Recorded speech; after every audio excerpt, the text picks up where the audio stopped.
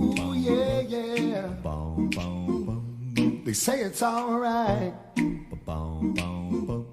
They say it's all right. Say it's all right. Have a good time, 'cause it's all right. Whoa, it's all right. Hello and welcome to Chor Leoni Inside. My name is Erick Light. I am the artistic director of Chor Leoni Men's Choir, and we are so glad to have you here for our final episode of our very first season of Chor Leoni Inside.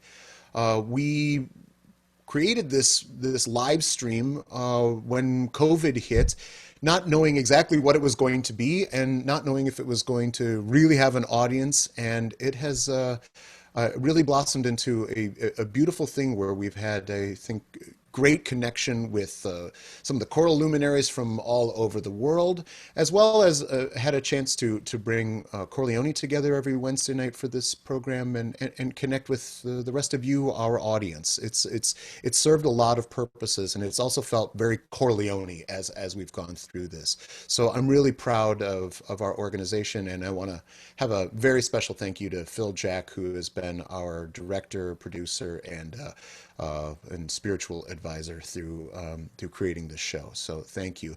Other folks that have been really instrumental in helping us make this program are Blue Shore Financial, who have been our series sponsor for this first year of Chor Leoni Inside. So we want to thank you, Blue Shore. And we also have a very special episode sponsor this week. It's my mom and my dad, Russ and Lynn Light, who watch every week from Appleton, Wisconsin. Love you, Mom and Dad. This has been a wonderful way for my parents to get to see their son, even though we are many miles apart and a closed border between us. So love you, and I'm glad you could watch the show and enjoy it. And thank you so much for helping us realize our vision here. It's been a lot of fun. Our first piece that we're going to play for you on this episode, before we get to our special guests, VOCES8, comes from our recording of Wandering Heart, which was an album that we put out a number of years ago. And that album features a lot of music from the Latvian composer Erick. I approached Erick's. He had had a piece that was out for mixed choir called "Long Road." It's a beautiful love song, and I asked him if he thought maybe it could work in men's voices, and he thought that it would. So we commissioned this version of "Long Road" for men's voices and recorded it for the album, and it closes out the album, and it was one of my favorite pieces on the record. It's just it's beautiful, it's heartfelt, and over COVID times we've been trying to figure out ways to pair our recorded music with some new and interesting visuals. And so we approached the folks at Arts Umbrella, our friends Paul LaRock and Artemis Gordon, and asked them if we could work with some of their dancers and create films using our music as the backdrop for their dance. And they generously agreed, and for this piece, this creation around Long Road, we have three dancers: Nassif Saul, Laura Berard, as well as Ben Waters. And Ben is someone that Chor Leoni knows because he sang also in our My Voice program, our educational program. So Chor Leoni has now gone really full circle with his artistic self, in that we've sung with him on the stage of the Chan, as well as now are working together with his dancing. So that feels extra special. I also want to thank the sponsor of this video, Stephanie Carlson, who is just one of our angels and believes in us so strongly. So thank you, Stephanie. And this is a beautiful little piece of film that was created and shot, edited, and directed by our very own Phil Jack. So we'll present to you now the premiere of Long Road by Erick Sashenwald.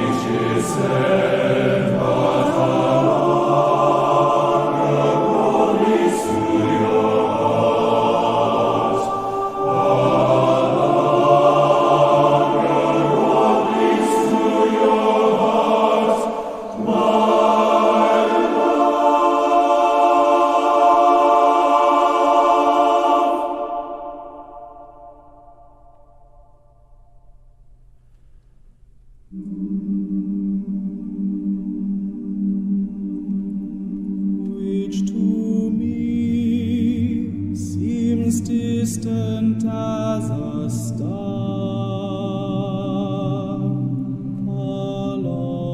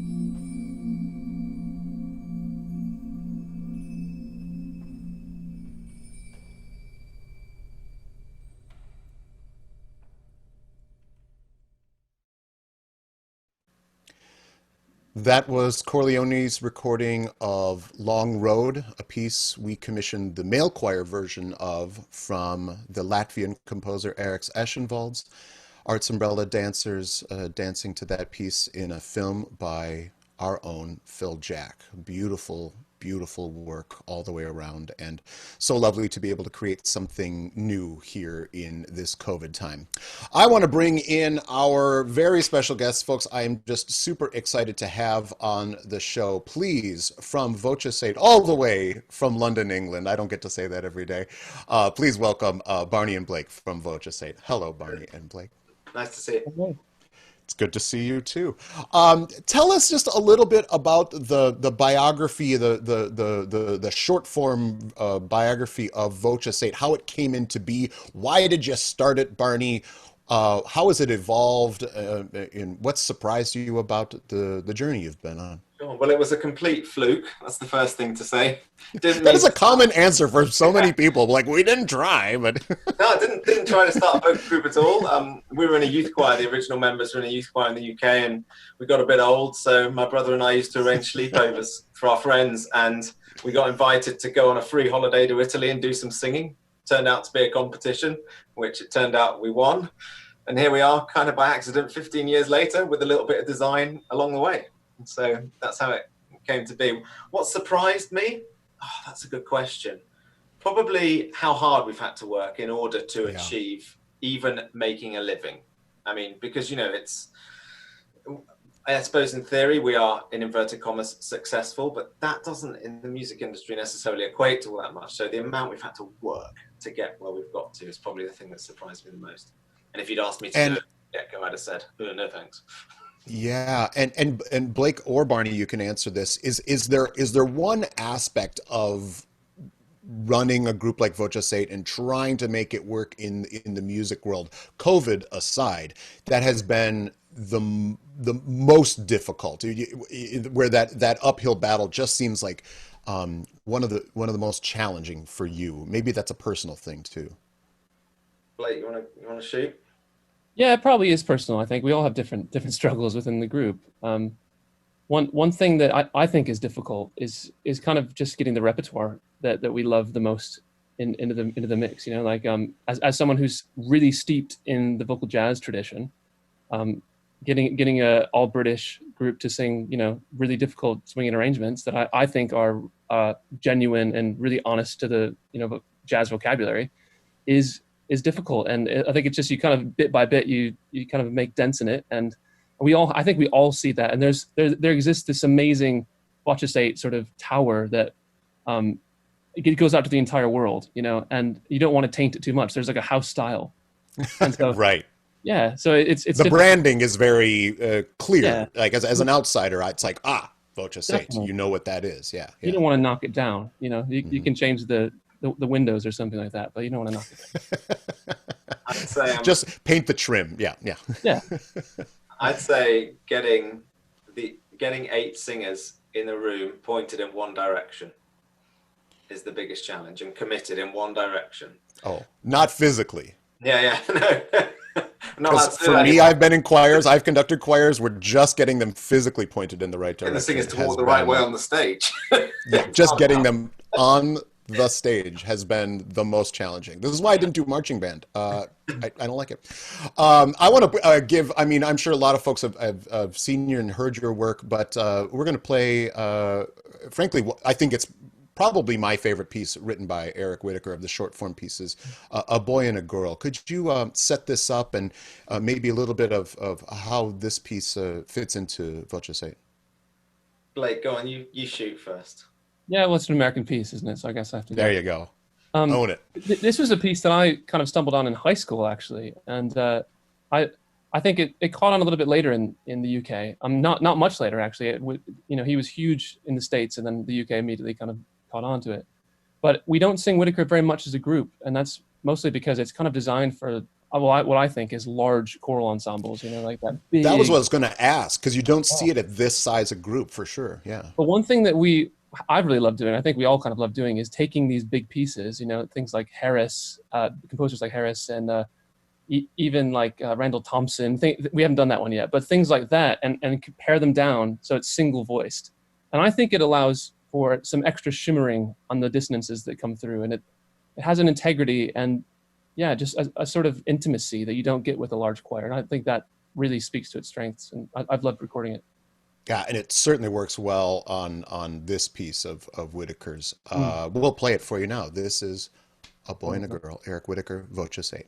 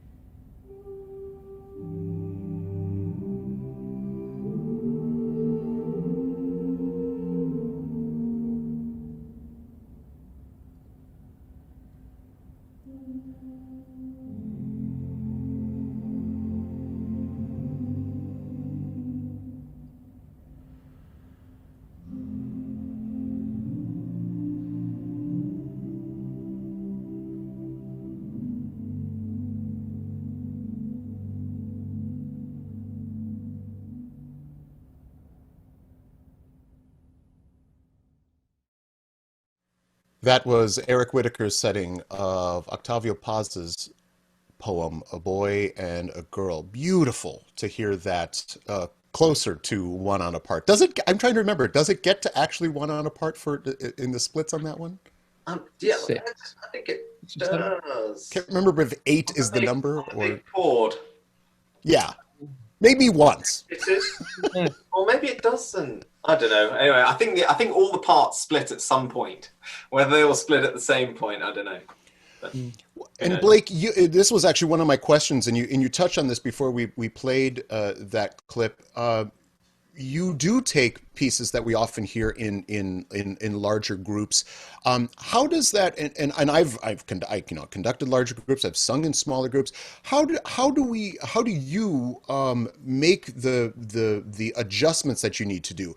Sometimes that's going to be like stagger breathing and these sorts of accommodations. And I say this maybe not in how it affects VOCES8, but I think about like the high school choir director who has their madrigal group and they're used to working with maybe 40 voices and now they've got 8.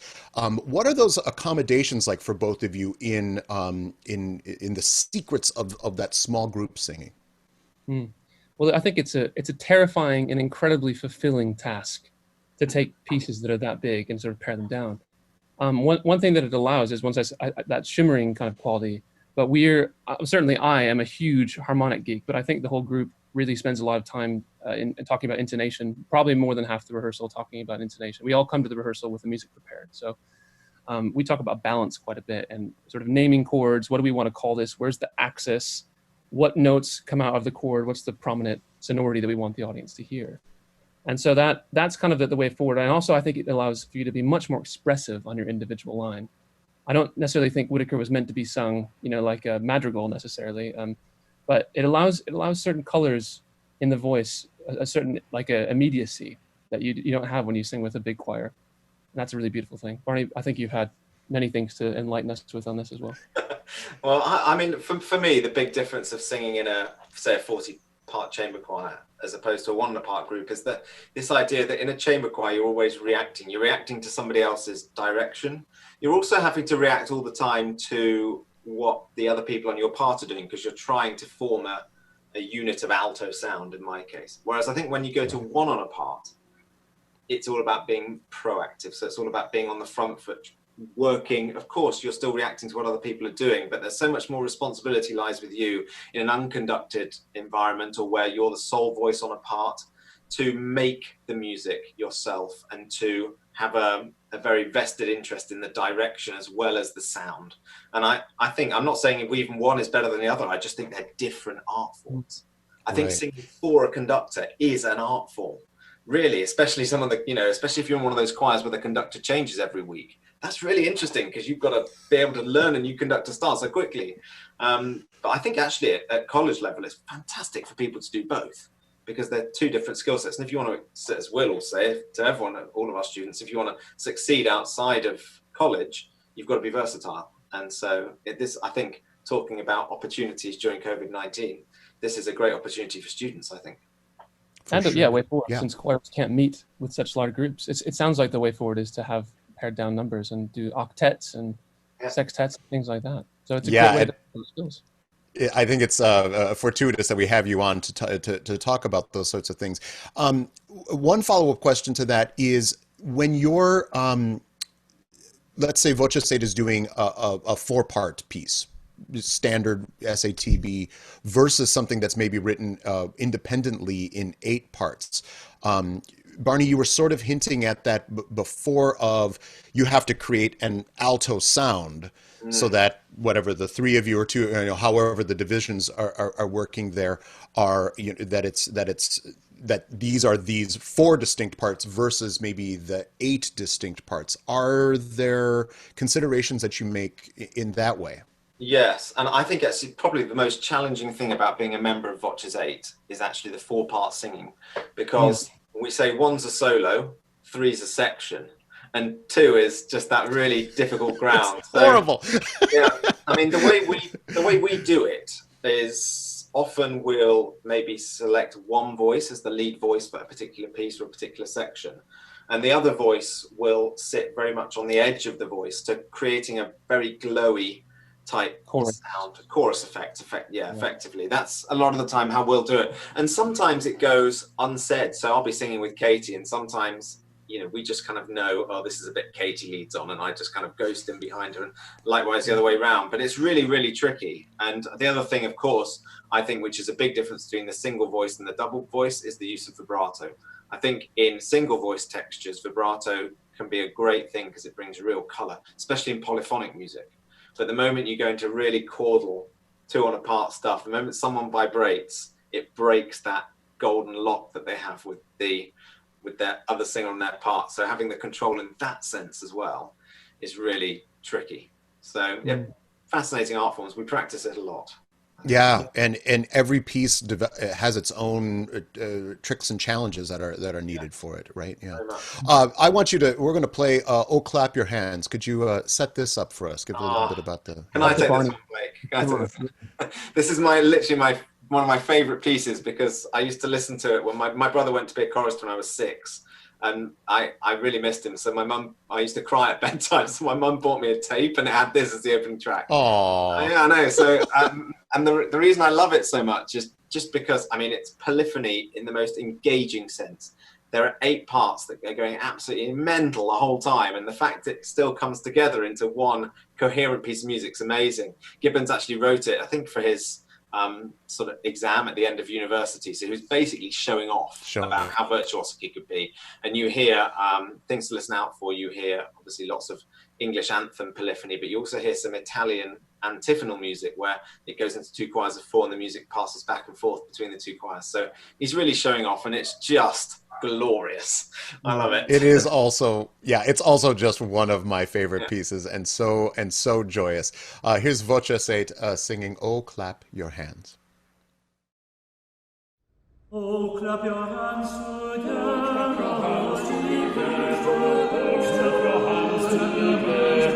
Oh, clap your hands together.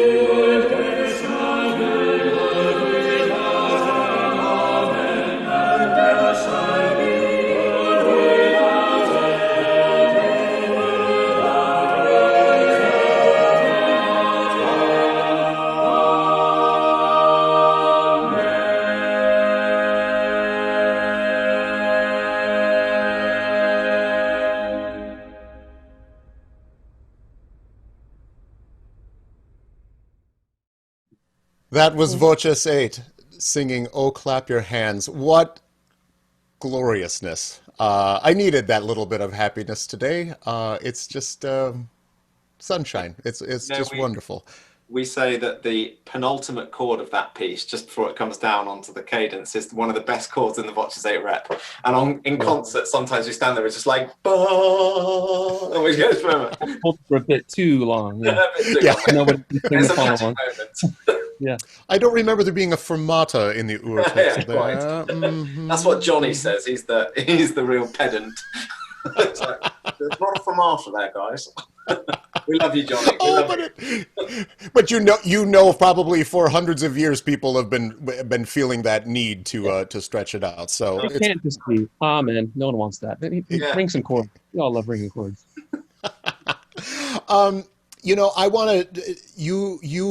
VOCES8 have been, for me, really representative of how the internet can be used to promote, educate, and gain energy around choral music. And I think you've done this in as good a way as has ever been done, frankly, both with the quality and the quantity of the repertoire that you're putting out, the level of the performances, the visual style, all of those sorts of things. And so I feel like I've got folks that are on the vanguard of this when I ask this question. How are we as choir people, how are you as VOCES8 going to move forward using this digital technology to try to get us through to COVID, to the other side? Good question. Well, I mean, we obviously need to get our music out there, and the internet has always been a very good way of doing that. And we've always treated the internet as its own territory. So, we'll look at our career in America, we'll look at our career in Germany, we'll look at our career in Japan, and we'll look at our career on the internet. And we really treat it like that. I think for us, a big part of making these videos is the visual art that goes with the musical arts. And I hope in the final video, I think you might play in a minute, that people can see that. But in terms of how we use it specifically for COVID, I think trying to bring this thirst for live, there's always going to be a thirst for live music. And so trying to service that in a digital way and making it as real and as live as possible. So we've invested in a few new cameras, and we're going to be doing a digital concert series. I hear they're 4K. Yeah, they are 4K. Although you can't stream in 4K, or your viewers who know about these things will be shouting right now. Years. So here's what we're going to do. We're going to stream it in 1080, and then we're going to upload it for the video on demand in 4K. But we've got a whole load of these new cameras just to try and make it as brilliant and as real as we possibly can, because we need to sustain people's yearning for live music through COVID-19. And as part of that, I was saying earlier, we're lucky to have a church, and we're lucky to have a rig and all the rest of it. We're going to get as many musical groups in as we possibly can to share that gift that we have. So we're doing live from London, which is going to be a series in August and September. And hopefully we can bring people the gift of choral music into their home, and that will go to as far as sustaining them as it needs to till we can get back out there live gigging. Yeah, Blake, Barney's answered what VOCES8 is doing. What do you recommend to the community choir director in Michigan, the high school choir director in Minnesota? How can a little bit of what VOCES8 has learned and done and works for you, how can that be translated into things that are maybe a little bit less means while still maintaining that integrity of vocal music? Well, I think everybody should invest in filming themselves, whether it be just with a cell phone or recording with a microphone, a basic microphone. But that informs so much of what we do as an ensemble, listening back to things. We don't have Barney sometimes steps out of the rehearsal as the director, but we don't have someone waving their arms around, so we can't get that immediate feedback. And listening to things tells all, really. I mean, there are things that you have no idea were happening, and then all of a sudden you listen back and you're like, wow, that sounds pretty heinous, actually. Or it sounds great. You could be making sounds. You could be making sounds that you think. I think about your singing, Blake. Oh, sounds. When do we get those outtakes? When does the world get to hear all of those outtakes? That's what I want. Don't be so kind to yourself, dude. we do stand next to each other, so we get all the worst. But sometimes also the sounds that we make within the group, the ensemble sound in the arc is, we're making sort of brassy noises at the end of the Sing Joyfully kind of thing that you played. That's really forward brassy on the voice sounds.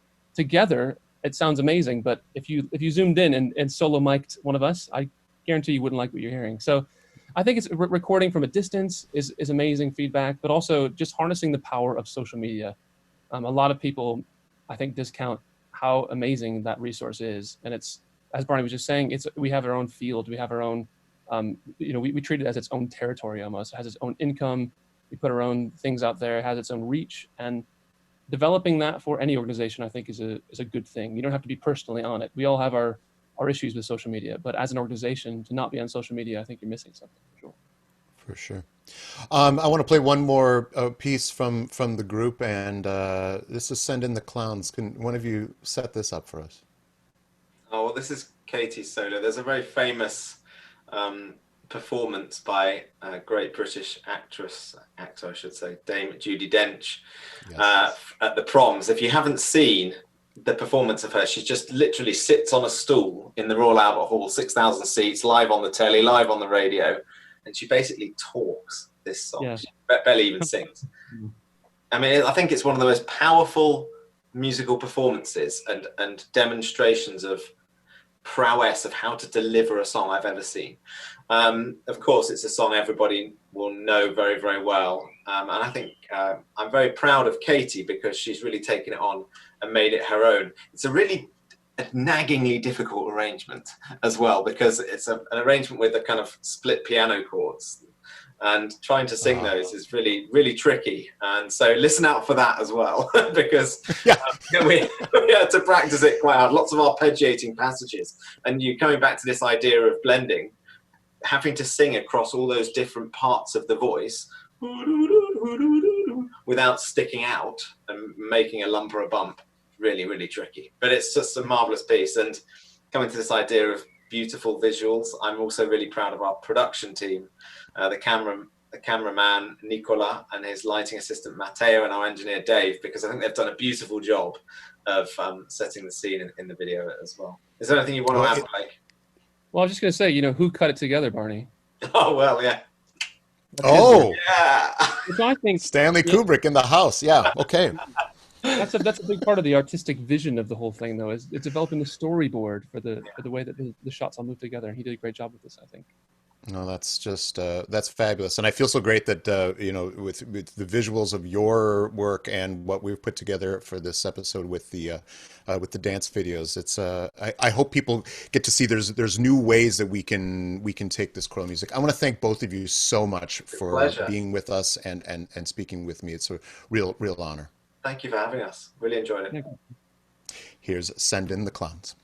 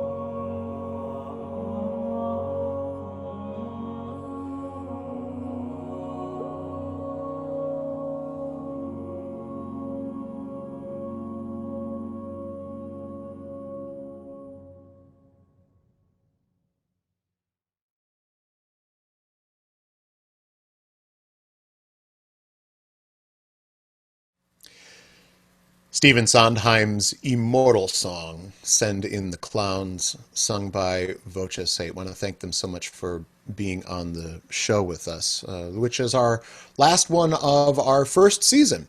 We are going to take a few months off for this show and enjoy the summer. And Phil and I will be at the poolside instead of in front of the cameras here. And I again want to thank Phil for all the amazing work that he's done both on these videos for tonight and for this show. We're going to resume Chor Leoni Inside in the middle of September, and looks like we're going to go to maybe every other week, showing this off on Tuesday nights. So we look forward to picking up our conversation with you there and sharing our music again with you in the fall.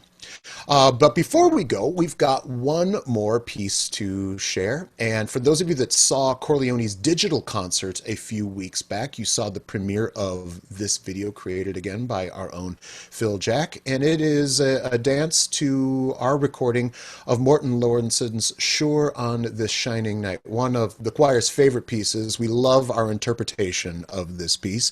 And we love hearing this work that is sung by so many choirs around the world in men's voices. Gives it a little bit added dimension, in my opinion.